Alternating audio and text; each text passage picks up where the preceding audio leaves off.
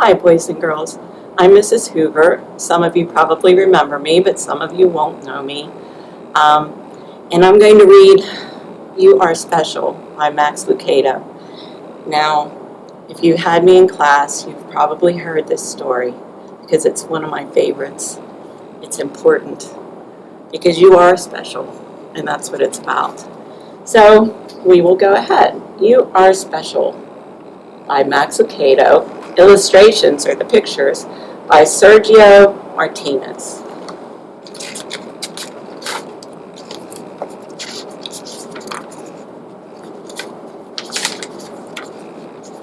The Wemmicks, these little guys, were small wooden people.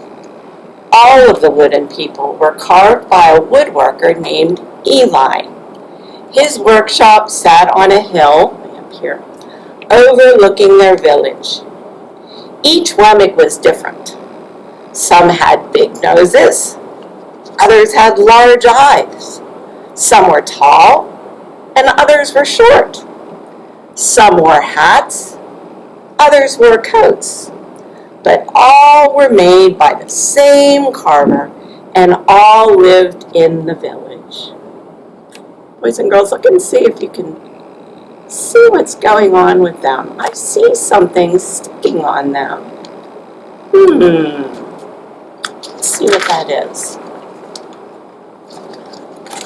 All day, every day, the Wemmicks did the same thing. They gave each other stickers. Each Wemmick had a box of golden star stickers and a box of gray dot stickers. Up and down the streets all over the city, people spent their days sticking stars or dots on one another. The pretty ones, those with smooth wood and fine paint, always got stars. But if the wood was rough or the paint chipped, the Wemmicks gave dots. You can see she's happy because she's getting a star. Think how good you feel when you get gold stars on your papers. The talented ones got stars too. Some could lift big sticks high above their heads or jump over tall boxes. Still others knew big words or could sing pretty songs. Everyone gave them stars. Some Wemmicks had stars all over them. Every time they got a star, it made them feel so good. It made them want to do something else and get another star. See how happy they are. Others, though, look at this one, could do little, and they got dots. See how sad? Doesn't have any stars, just gray dots. Think how he feels. Think how you would feel. Punchinello was one of these. He tried to jump high like the others, but he always fell. And when he fell, the others would gather around and give him dots. Sometimes when he fell, his wood got scratched, so the people would give him more dots. Then, when he would try to explain why he fell, he would say something silly, and the Wemmicks would give him even more dots. After a while, he had so many dots that he didn't want to go outside. He was afraid he would do something dumb, such as forget his hat or step in the water, and then people would give him another dot. In fact, he had so many gray dots that some people would come up and give him one for no reason at all. Look at his face. good. He deserves lots of dots, the wooden people would agree with one another. He's not a good wooden person. Poor Punchinello. After a while, Punchinello believed them. I'm not a good wemmick, he would say. The few times he went outside, he hung around with other wemmicks who had lots of dots. He felt better around them. Look how sad he was. Look at all those dots. One day, he met a wemmick who was unlike any he'd ever met. She had no dots or stars. She was just wooden. Her name was Lucia. It wasn't that people didn't try to give her stickers. It's just that the stickers didn't stick. Some of the wemmicks admired Lucia for having no dots, so they would run up and give her a star, but it would fall off. Others would look down on her for having no stars, so they would give her a dot, but it wouldn't stay either. That's the way I want to be, thought Punchinello. I don't want anyone's marks. So he asked the stickerless wemmick how she did it. It's easy, Lucia replied. Every day I go see Eli. Eli? Yes, Eli, the wood carver. I sit in the wood shop with him. Why? Why don't you go find out for yourself? Go up the hill. He's there.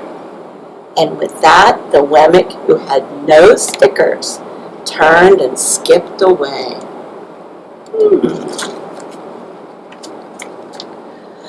Oh, will he want to see me? Punchinello cried out. Lucia didn't hear.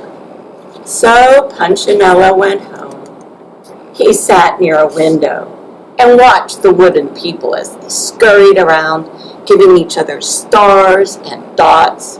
It's not right, he muttered to himself, and he decided to go see Eli.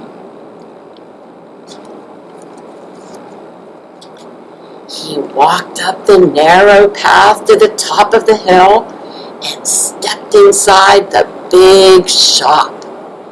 His wooden eyes widened at the size of everything. The stool was as tall as he was. He had to stretch on his tiptoes to see the top of the workbench. A hammer was as long as his arm. Punchinello swallowed hard. I'm not staying here. And he turned to leave. Then he heard his name. Punchinello? The voice was deep and strong. Punchinello stopped. Punchinello, how good to see you. Come and let me have a look at you. Punchinello turned slowly and looked at the large, bearded craftsman. You know my name? The little wemmick asked. Of course I do. I made you. Eli stooped down and picked him up and set him on the bench. The maker spoke thoughtfully as he looked at the gray dots. Looks like you've been given some bad marks. I didn't mean to, Eli. I really tried hard. Oh, you don't have to defend yourself to me, child. I don't care what the other wemmicks think. You don't? No, and you shouldn't either. Who are they to give you stars or dots? They're wemmicks just like you. What they think doesn't matter, Punchinello. All that matters is what I think and what you think. And I think you are pretty mighty special. See, he's making another lemon there.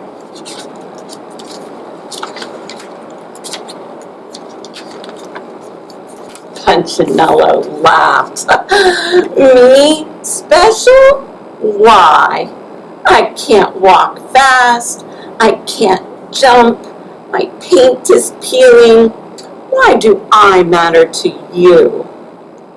Eli looked at Punchinello, put his hands on those small wooden shoulders, and spoke very slowly. Because you're mine. That's why you matter to me.